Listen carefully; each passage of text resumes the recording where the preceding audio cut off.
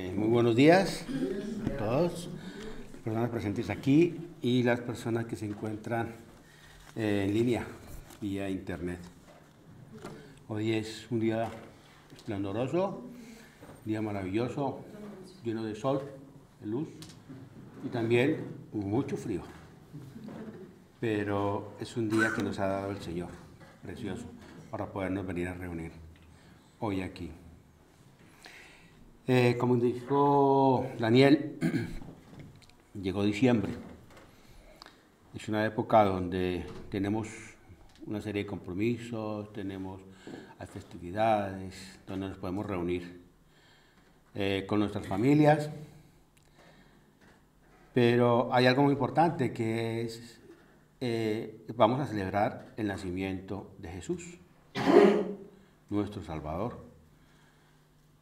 Pero también es un momento importante para recordar a María, su madre, madre de Jesús.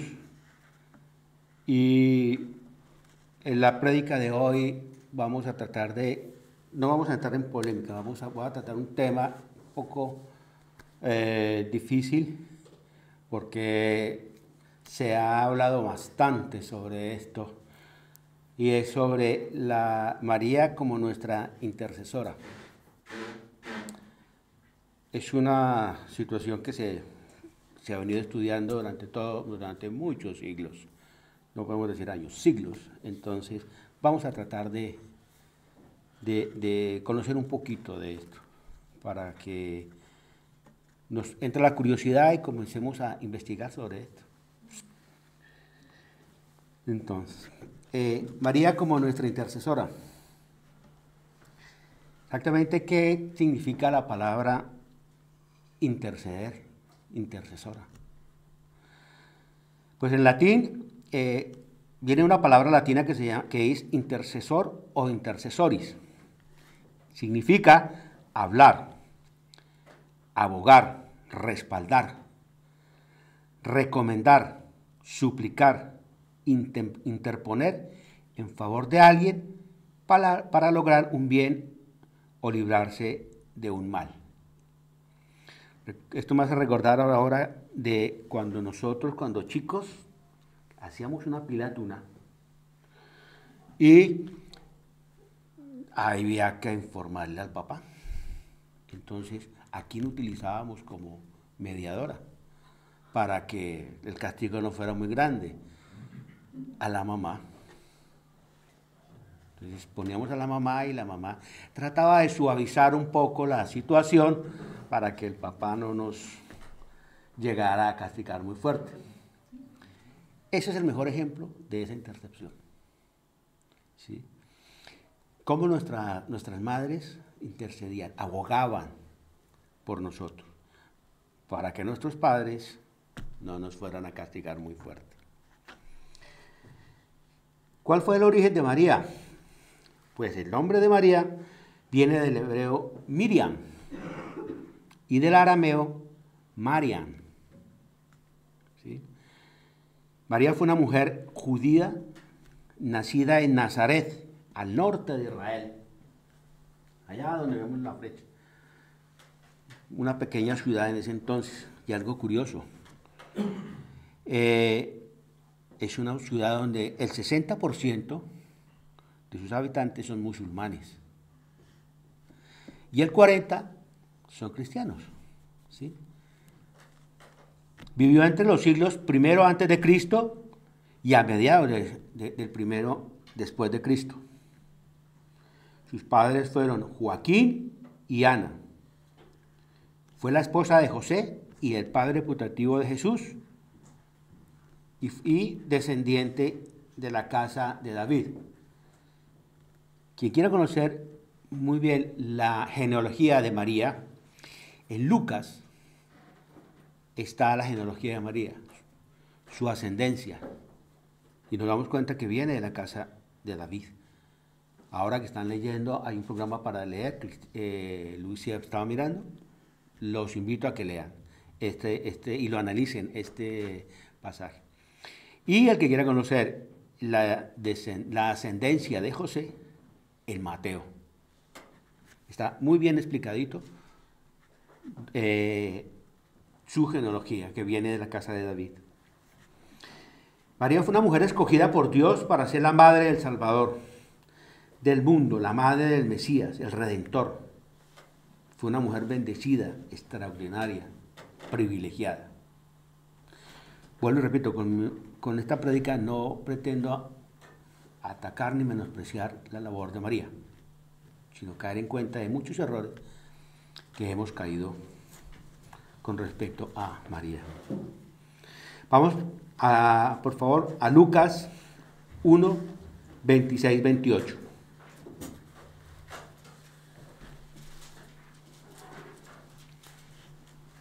Lucas 1, 26, 28. Nos habla del anuncio del nacimiento de Jesús. Y dice: al sexto mes, el ángel Gabriel fue enviado por Dios a una ciudad de Galilea llamada Nazaret, a una mujer desposada con un varón que se llamaba Jesús, de la casa de David. Y el nombre de la Virgen era María. Y entrando el ángel en donde estaba ella, dijo: salve, muy favorecida, el Señor es contigo, bendita tú entre todas las mujeres.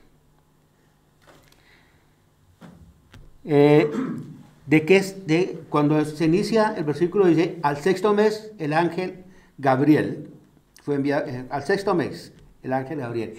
¿A qué sexto mes se está refiriendo aquí Lucas? Se está refiriendo a 6 meses antes. El ángel Gabriel había ido a la casa de su prima, a la prima de María, Isabel, y le había dicho que iba a tener un hijo. ¿Esto qué quiere decir? Que era Juan el Bautista. Eso quiere decir que Juan el Bautista y Jesús se llevaban 6 meses de edad. Entonces, de estos 6 meses es lo que se refiere Lucas al decir: en el sexto mes el ángel Gabriel fue enviado por Dios. Se habla también de una virgen, que es la Virgen María. ¿Sí? Debemos recordar que en la historia de la humanidad ha sido la única mujer que ha concebido sin conocer varón. Por eso la llamamos virgen.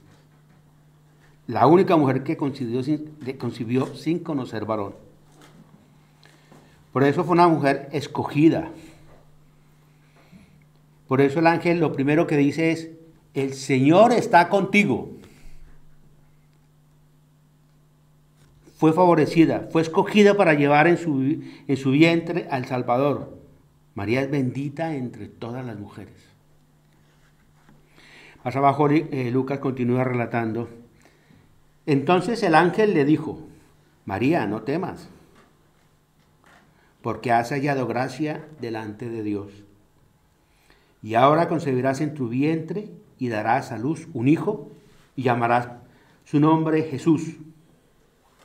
Este será grande y será llamado Hijo del Altísimo, y el Señor Dios le dará el trono de David, su padre, y reinará sobre la casa de Jacob para siempre, y su reino no tendrá fin. El ángel le dice a María: has recibido la gracia de parte de Dios. Qué gran privilegio. Pero ¿qué es gracia? ¿Qué podemos decir que es gracia? Pues es una bendición, es un favor gratuito concedido por Dios para salvación, como también el poder habilitador y la sanación espiritual ofrecida por medio de la misericordia del amor de Jesús. Un gran privilegio que ha tenido María. En Lucas, continuamos en Lucas 1:38 nos dice: entonces María dijo: he aquí la sierva del Señor, hágase conmigo conforme a tu palabra. No me puedo ni imaginar el impacto, la sorpresa de María, asustada al escuchar una voz que le va a decir, vas a tener un hijo, y ella no ha conocido varón. Algo que hasta el momento no. Es muy difícil lograr interpretar, ¿sí? Solamente por la gracia del Señor. María, asustada y sorprendida al escuchar su voz, de quien le hablaba, manifiesta su humildad y reconoce su condición humana. Yo soy, he aquí la sierva del Señor. Humildad. Hágase de mí conforme a tu palabra. Confianza. Esa confianza que tenemos que darle al Señor. María confía en Dios. No sé cuál será no sé cuál sea exactamente. Yo creo que María no entendía la grandeza de lo que estaba aceptando, pero confió en Dios. Le dice, hágase de mí conforme a tu palabra. Confianza. Eso es lo que tenemos que tener nosotros. María, una gran privilegiada. Pero también tenemos que recordar que en Romanos 3:23, las palabras en Romanos 3:23, 24, lo cual nos dice, por cuanto todos pecaron y están destituidos de la gloria de Dios, siendo justificados gratuitamente por su gracia. María, en su condición, en ese momento está diciendo, yo soy tu sierva. Está reconociendo su condición humana, su condición de pecadora, su condición de pecado original, su condición de ser humano, ¿sí? Y nos lo están recalcando aquí en Romanos. Pablo nos lo recuerda, que todos somos pecadores, inclusive María, que solo podía ser justificado y perdonado por la gracia de Dios. Y María ya había hallado su gracia. Ahora bien, ahora vamos a una parte que es un poco más complicada. Es la idolatría a María. En este episodio, Lucas nos relata o nos dice cómo María entra a la escena con Jesús desde el momento de su concepción. Acontecen muchas cosas, como fue su nacimiento, la persecución de Herodes, la huida a Egipto y muchos eventos que ya todos vamos conociendo o todos conocimos. Si bien es cierto, la labor de María fue extraordinaria, única y muy bendecida por Dios, no podemos desconocer su condición humana. María es humana. María no tiene condición celestial. Fue una persona que nació en un pequeño pueblo, una persona como cualquiera de nosotros, pero tenía algo en especial. Estaba en gracia con el Señor y fue escogida, sin dejar de tener en cuenta su condición humana. Eso siempre lo tenemos que tener en cuenta. ¿Sí? En primera de Timoteo 2, 5, 6.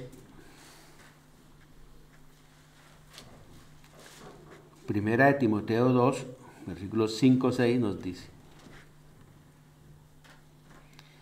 porque hay un solo Dios, un solo mediador entre Dios y los hombres, Jesucristo hombre,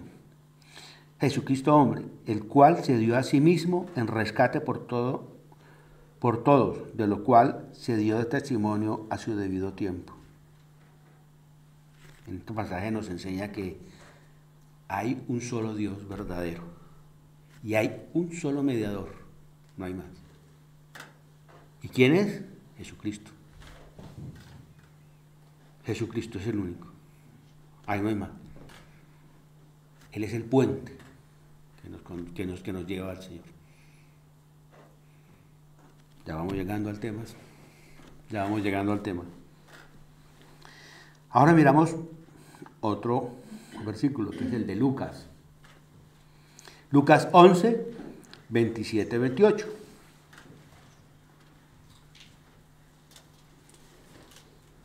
Lucas 11, 27, 28.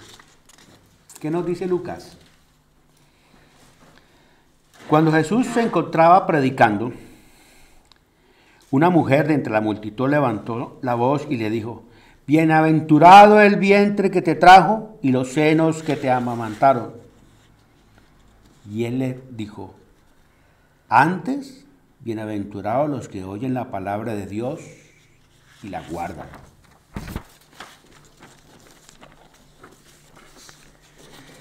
¿Por qué Jesús responde de esta forma? ¿Por qué Jesús reprende a la señora, a esta persona que le está diciendo: bienaventurados el vientre que te llevó y los pechos que te amamantaron? Dios estaba tratando de decir que el nacimiento o la condición del nacimiento natural, el nacimiento carnal, no es tan importante como el nacimiento espiritual. Está diciendo que es recalcar la condición humana de María también. Está diciendo, María no miremos a María como la madre de Dios, la madre de Jesús, sino el puente que ella hizo para tener a Jesús, para que Jesús naciera y se hiciera hombre. ¿Sí? Esa parte, ese puente, es lo que estamos mirando. Jesús recalca que es más importante el nacimiento espiritual que el nacimiento carnal. Igualmente en Mateo 12 nos habla algo así, y nos dice, Mateo 12, 46, 50. Mientras él aún hablaba a la gente, he aquí su madre y sus hermanos estaban afuera y les quería hablar. Y le dijo uno: he aquí tu madre y tus hermanos están afuera y te quieren hablar. Respondió él al que le decía esto y le dijo: ¿quién es mi madre? ¿Y quiénes son mis hermanos? Extendiendo su mano hacia sus discípulos, dijo: he aquí a mi madre, he aquí a mis hermanos. Porque todo aquel que hace la voluntad de mi Padre, que en los cielos está, ese es mi hermano y mi hermana y madre. Nuevamente Jesús aquí pone de manifiesto la importancia del nacimiento espiritual al nacimiento físico, mostrando a su madre y a su hermana como uno más del grupo, de la multitud que lo escuchaba, y resaltando la labor de sus discípulos cuando lo señalaba. Este pasaje me hace acordar de algo que nosotros tenemos en Latinoamérica, y es el usted no sabe quién soy yo. Sí, me llamó, lo he leído y me llamó la atención. Cuando una persona que tiene cierto cargo va a hacer alguna diligencia, tenemos que hacer una línea, y llega alguien por un lado y respetando a los que están en la línea y pasa adelante. Entonces la gente, tiene que hacer la fila. Entonces sale la persona allí: ¿usted no sabe quién soy yo? ¿No? Me llamó la atención cuando se acerca esa persona y le dice: su madre está aquí, su madre y sus hermanas están aquí. Como, mira quién está, alguien importante. No, Jesús le resta la importancia. Él dice: no, ella puede ser mi madre y pueden ser mis padres, ¿sí? Pero ustedes son los importantes. Los apóstoles son los importantes en este momento, cuando los está señalando y les está diciendo. Les está disminuyendo esa importancia a la madre. ¿Por qué? Porque desde allí Jesús ya sabía que íbamos a enaltecer, que íbamos a adorar a María, que íbamos a desviarnos, íbamos a dejar de lado la frase que decía, yo soy el único, yo soy el verdadero, yo soy el camino. Desde allí se ilumbraban. Entonces Jesús trata de bajarle lo que nosotros llamamos la presión, la atención que va a tener María. Como nos damos cuenta, María aparece en el nacimiento 2 o 3 veces durante la vida de Jesús, que fue una de ellas cuando se perdió y lo encontraron a los 12 años hablando con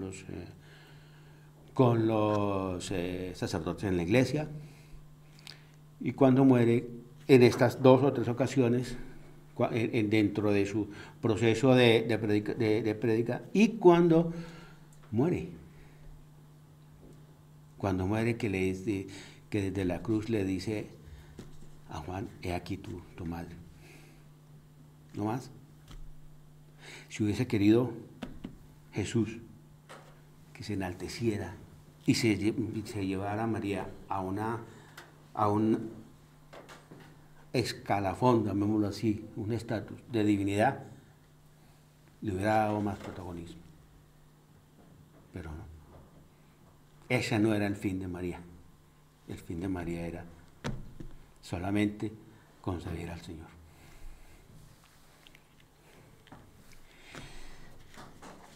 Pero, ¿cuándo empieza el culto?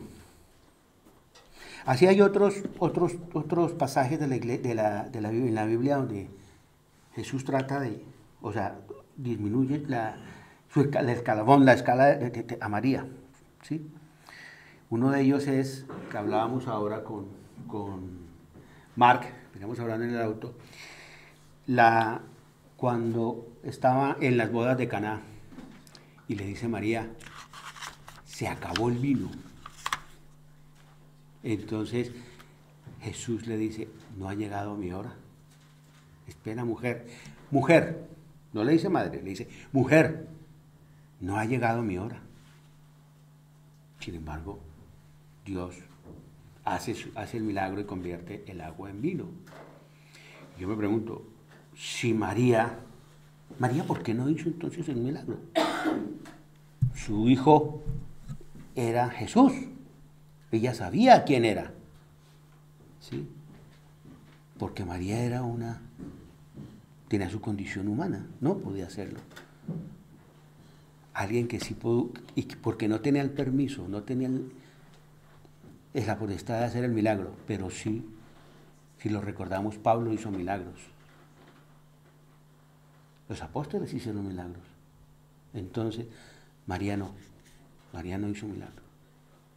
Dentro de su vida. Al menos no están registrados en la Biblia. Porque Jesús de pronto quería que no se fuera, que siguiéramos mirando a María como la persona humana que era. Pero ¿desde cuándo comenzamos a venerar a María? Pues resulta que en el concilio de Éfesos, hasta el año 431 después de Cristo, se suscitó una polémica sobre si Jesús es Dios, entonces María es la madre de Dios. Perdóneme, si Jesús es Dios, entonces María es la madre de Dios. ¿Sí? Entonces, en ese concilio, eran personas muy estudiosas. Y dicen, decretaron esto. Si alguien no reconoce que el Emmanuel Cristo en verdad es Dios y la Virgen Santa es la Madre de Dios, deberá ser juzgado. O sea, por decreto, por ley. Quien no crea que Emmanuel Cristo es el Hijo de Dios y que la Virgen María es la Madre de Dios. Pues resulta que hay una gran polémica allí. A partir de aquí empiezan las polémicas y dice, Si bien es cierto que María fue la madre de Jesús humano, no es correcto afirmar que ella es la madre de Dios. ¿Por qué?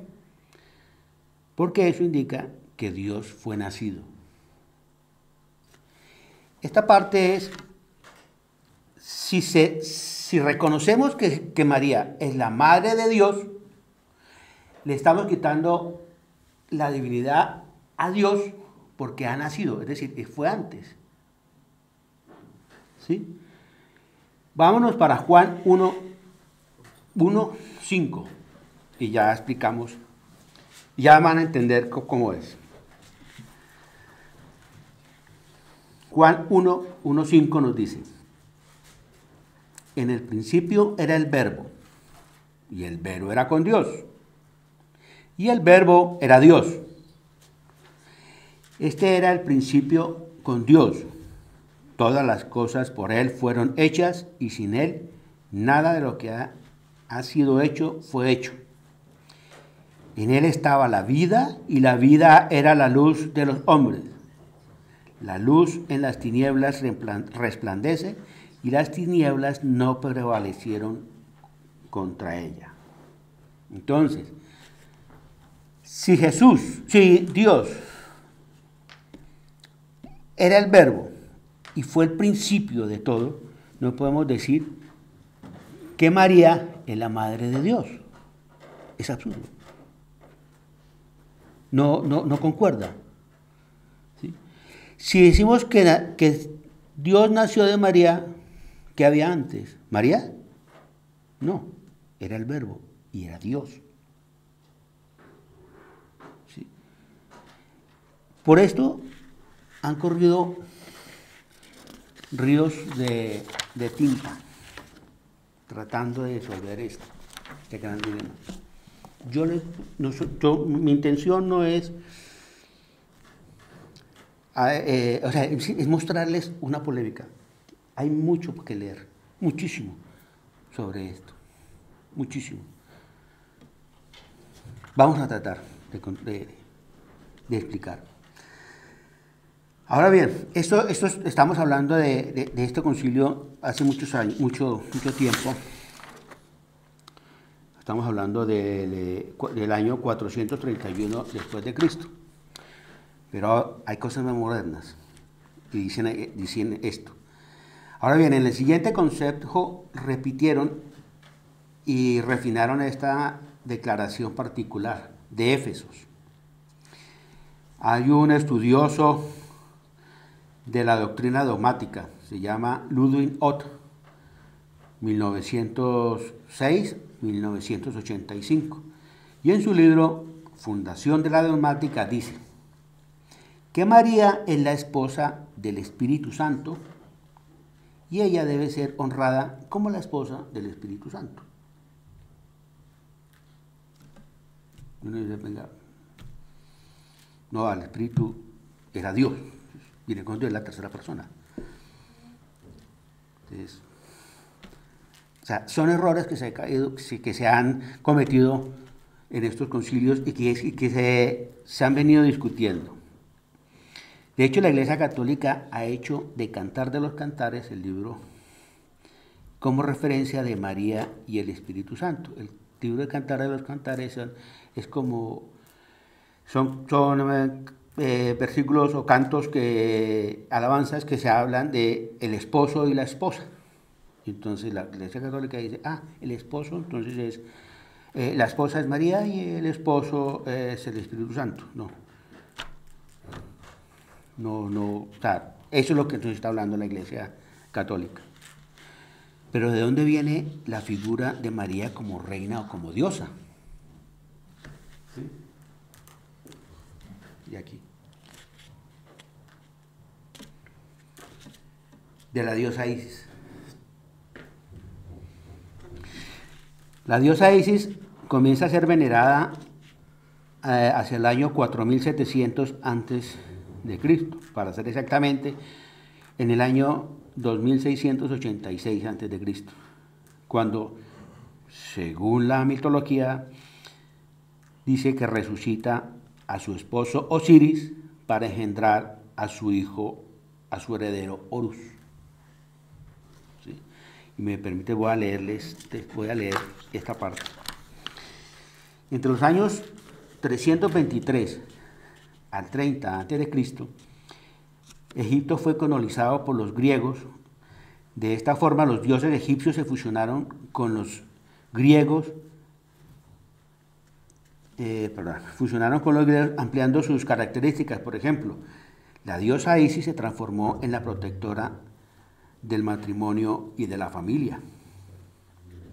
Cuando los romanos conquistaron Egipto y Grecia, los dioses son asimilados por los romanos como propios, hasta que el emperador Constantino, en el 272 al 337, se convirtieron al cristianismo en el año 32, que es cuando emite el Edicto de Milán, que declara al cristianismo como principal religión en el Imperio Romano, convocando al primer concilio de Nicea en el año 235, que produjo la declaración de fe cristiana conocida como el Credo de Nicea, que confirma la divinidad de Jesucristo, ya que hasta ese momento Jesús era considerado un profeta no divino por parte de los cristianos arianos.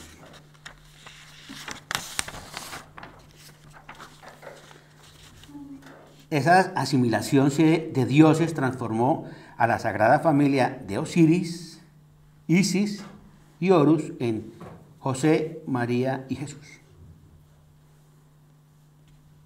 De ahí viene la adoración. Yo recuerdo que la Iglesia Católica nos hablaba de la Sagrada Familia. Pues esta es la Sagrada Familia. Jesús, María, José y Jesús. Pero, ¿de dónde? De Osiris. ¿De dónde viene esto? De Osiris.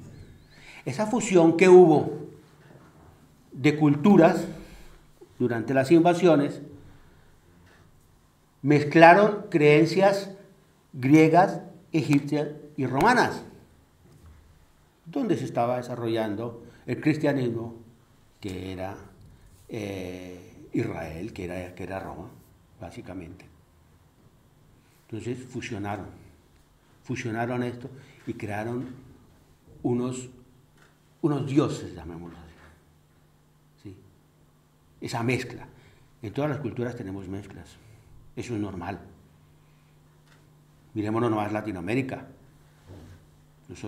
Llegaron los españoles, algunos dicen que conquistaron América, otros decimos invadieron América, pero se fusionaron las culturas.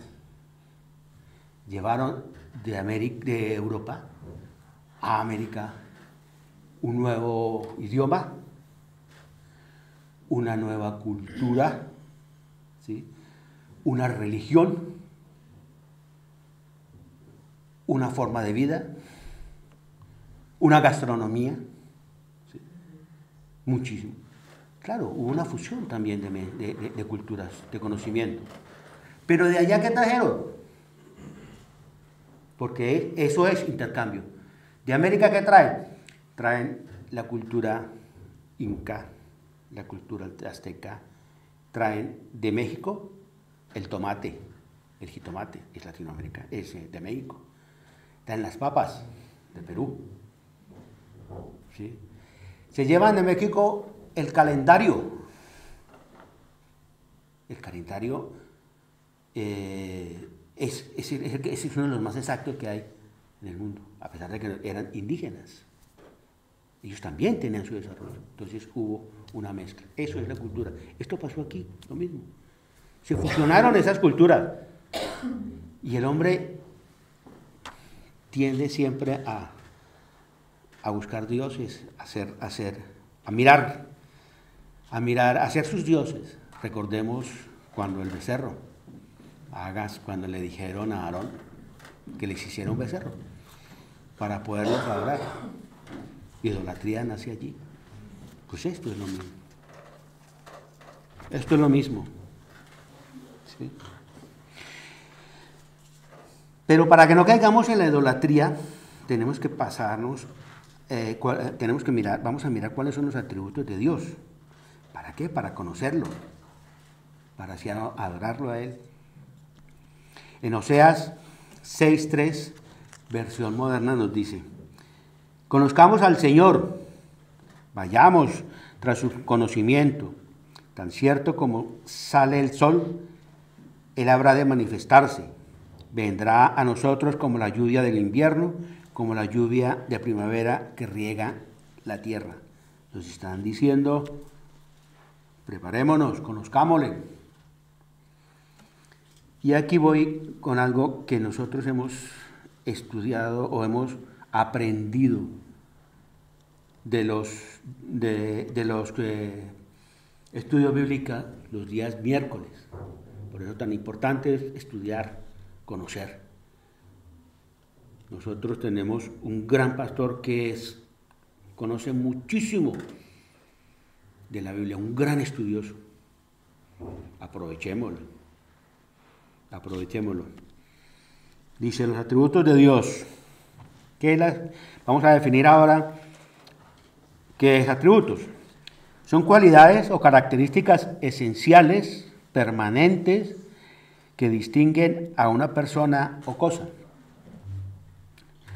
Por atributo de uno entendemos toda cualidad perteneciente al carácter de Dios. Y aquí vienen las palabras de nuestro sabio pastor Carlos Harmayer. Nos dice: los atributos de Dios son los aspectos de su carácter que nos permiten conocerlo más profundamente. Si lo conocemos, no nos vamos a dejar engañar. Los atributos se clasifican en comunicables e incomunicables. Vamos solamente a distinguir los incomunicables. Son las perfecciones reservadas exclusivamente a Dios, que no pueden ser compartidas con los seres creados. Son innatos de Dios, solamente por Dios. Solamente Él es el único que puede tener esto. Primero es el poder creador. Dios es el único que puede producir, que puede crear algo de la nada. Él es soberano, ejerce autoridad y gobierno sobre un territorio, sobre el mundo. Supremacía, Él es Rey de reyes, Señor de señores. Omnipotencia, el poder de Dios no tiene límite. Es omnipresente, Él está siempre en todo lugar. Él es omnisciente, conoce todo lo que acontece en cada lugar. Él es eterno, aplicable solo a Dios. Él no tuvo principio ni tendrá fin. Él es inmutable. La naturaleza de Dios no sufre cambio alguno. Ahora nos vamos a detener a hablar de la omnisciencia de Dios y la idolatría. Estos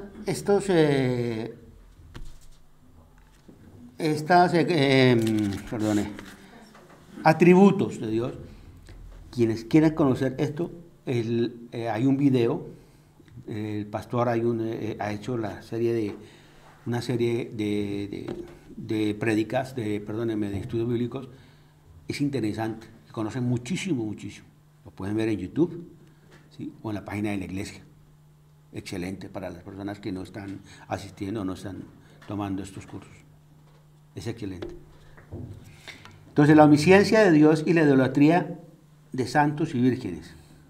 Debemos tener mucho cuidado, porque la Virgen María y los santos de la Iglesia Católica no son omnipresentes, no son omniscientes, ni son omnipotentes. Por lo tanto, no escuchan las oraciones de todos los miles que los invocan porque son omnipresentes, son omniscientes. no pueden concederle el milagro porque no son omnipotentes. Ningún santo, ni la Virgen, ni la estatua de la Virgen de no sé dónde, el santo San Sebastián, San, todos los santos que tienen. No, ellos no pueden tener esto, porque serían Dios. Y el único que puede tener esa facultad, ese atributo, es Dios, nadie más. ¿Sí? No pueden estar en tantos lugares a la vez escuchando las oraciones de sus fieles, porque no son omnipresentes. Ahora sí nos damos cuenta por qué solamente tenemos que adorar a Dios.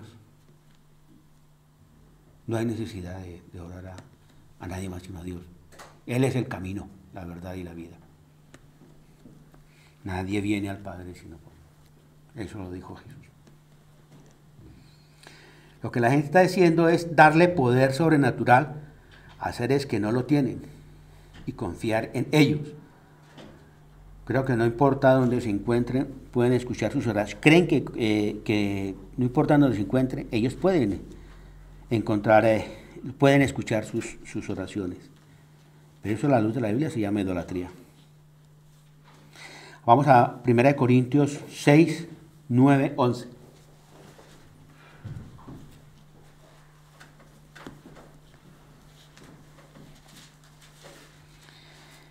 ¿Es una advertencia o es una dictamen? Es una sentencia del Señor, dice. ¿No sabéis que los injustos no heredarán el reino de Dios? No erréis, ni los fornicarios, ni los idólatras, ni los adúlteros, ni los afeminados, ni los que se echan con varón, ni los ladrones, ni los avaros, ni los borrachos, ni los maldicientes, ni los estafadores heredarán el reino de Dios. Y esto erais algunos, mas ya habéis sido lavados, ya habéis sido santificados, ya habéis sido justificados en el nombre del Señor Jesús y por Espíritu de nuestro Dios. La idolatría es una esclavitud espiritual en la cual muchos son criados o fuimos criados desde su infancia y no les es fácil escapar. La mayoría de las personas hemos sido criados en familias cristianas. Yo estudié, vengo de una familia cristiana, 100% cristiana, donde familiares católicas, tengo familiares que son sacerdotes, y estudié en un colegio católico, estudié en un colegio salesiano, y adorábamos a la Virgen María Auxiliadora, porque el colegio era de la comunidad de San Juan Bosco. ¿Sí? Todos tenemos un trasfondo católico, la mayoría. Muy pocos creo yo que tienen trasfondo cristiano, no católico, cristiano. Entonces, a esto se refiere. Fuimos criados, es difícil. Y créanme que cuando estaba organizando la prédica, venía a mi cabeza, pero voy a hablar de María Auxiliadora, voy a hablar de la Virgen del Carmen, el abuelo era muy devoto a ella. Voy a hablar de María, de Cristo. ¿Será? Pero bueno, estaba leyendo, estaba mirando y no voy a hablar sino, voy a decir lo que está escrito, lo que me dice la Biblia. ¿Sí? Nada más. Que los idólatras no heredarán el reino de los cielos. Lo que la gente está haciendo al adorar y rendir culto a estas figuras de yeso, pintura e imágenes de la luz, a la luz de la Biblia, se llama idolatría. Y esto está escrito. Acompáñenme a Éxodo 20, 1:6, por favor.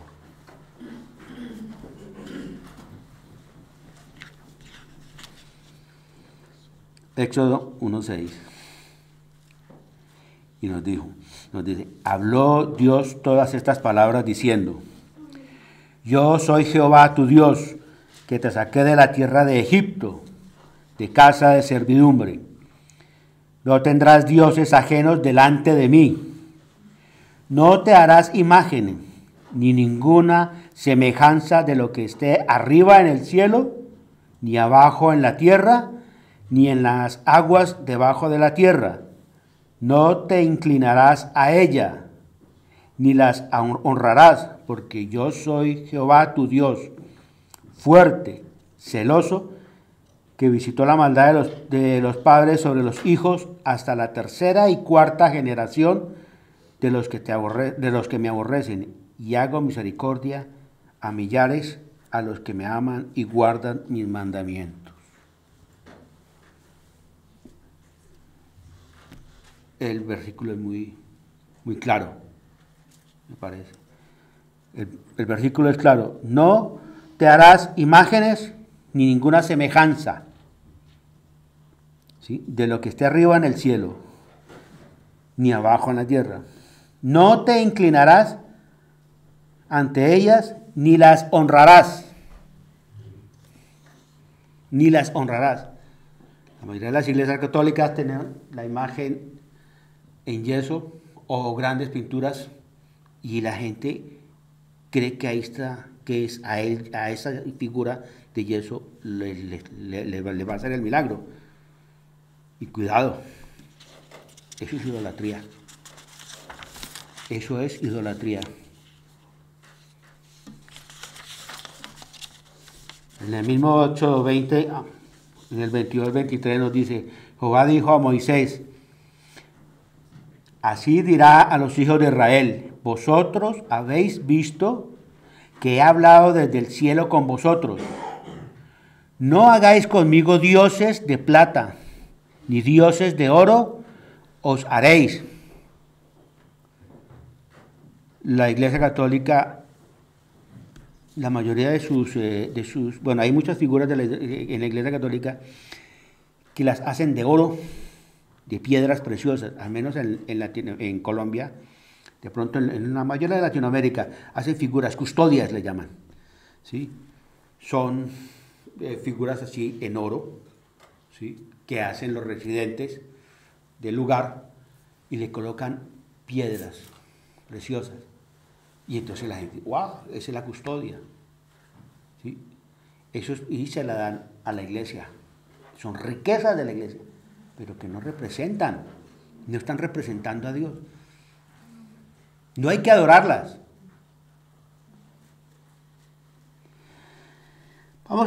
Voy a leerles Jeremías 10, 1, 5, pero en la versión internacional, por eso no la coloqué allí. Dice, los falsos dioses y el Dios verdadero. Escucha, pueblo de Israel, la palabra del Señor. Dice así, no aprendan ustedes la conducta de las naciones, ni se aterroricen ante las señales del cielo, aunque las naciones tengan miedo, las costumbres de los pueblos no tienen valor alguno. Cortan un tronco en el bosque y un artífice la labra con su cincel. Lo adornan con oro y plata y lo afirman con clavos y martillos para que no se tambalee. Sus ídolos no pueden hablar, parecen espantapájaros en un campo sembrado de melones. Tienen que ser transportados porque no pueden caminar. No les tengan miedo, que ningún mal puede hacer, pero tampoco ningún bien. No hay nadie como tú, Señor. Grande eres tú, grande y poderoso es tu nombre. Este es el Señor. Bueno, ya para terminar vamos a concluir algo. Por eso podemos concluir, podemos decir que María y la Madre de Jesús no es nuestra intercesora. María es humana, fue humana, no tenía condición divina. ¿Sí? que no existe sino uno el camino hacia la salvación, y este es el camino que Cristo nos enseñó. Ya sabemos que el Señor ordena no tener dioses ajenos, no hacer imágenes, no inclinarse, no reverenciar, no honrarlas. Como cristianos debemos seguir las ordenanzas y la ley. Pero ¿a cuántas cosas e ídolos, sin saberlo, reverenciamos en casa? Y esa es una parte complicada también. Somos conscientes que rendimos culto al dinero, a los placeres de la carne, a la belleza del cuerpo, o al cantante de grupo musical de moda, al político de turno, al artista, al deportista, a esas figuras efímeras, volátiles, que nos venden los medios de comunicación para llenarse los bolsillos con afiches, camisetas y souvenirs. Esa es una forma de adorar.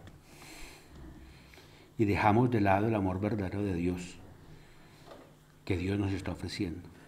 Recordemos que cualquier cosa que tome el lugar de Dios es idolatría. Recordemos que cualquier cosa que tome el lugar de Dios es idolatría. Tenemos la cabeza, gracias Señor, te damos por este momento, por darme la oportunidad de poder predicar delante de Dios, enviar tu mensaje, Señor. Pido que palabras hayan llegado de forma respetuosa a todas las personas y que entiendan y puedan discernir el mensaje que tú me has puesto en mi boca, Señor. Te lo pedimos en nombre de tu Jesús. Amén. Gracias.